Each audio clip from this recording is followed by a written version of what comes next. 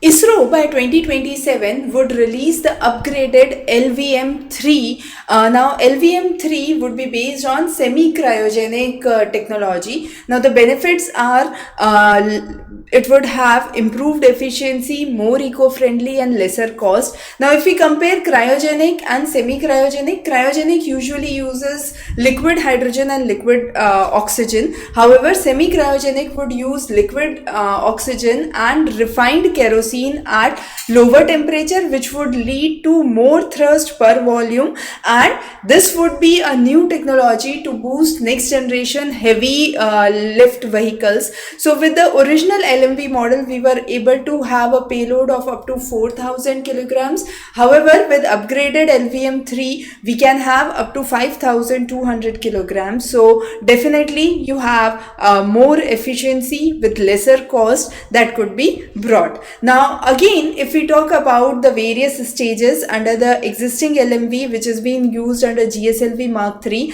it includes the first stage, which is a solid propellant. The same has been true for upgraded LMV, which would be released by 2027. The stage 2 in the existing one is liquid and has the N2O4. However, the upgraded one would be semi-cryogenic with liquid oxygen and kerosene at room temperature. And the stage 3 under the existing model is C25. However, under the upgraded one, it would be upgraded C25, which would have more capacity up to 32 tons, and this would include liquid oxygen and liquid hydrogen. So these are some of the benefits that we have seen under the upgraded LVM-3. One of the next generation technologies, semi-cryogenic, will be used by ISRO, and this would be a groundbreaking research because it would combine the cryogenic oxidizer at room temperature fuel, which would be one of the most efficient means to give imminent thrust to the rocket, to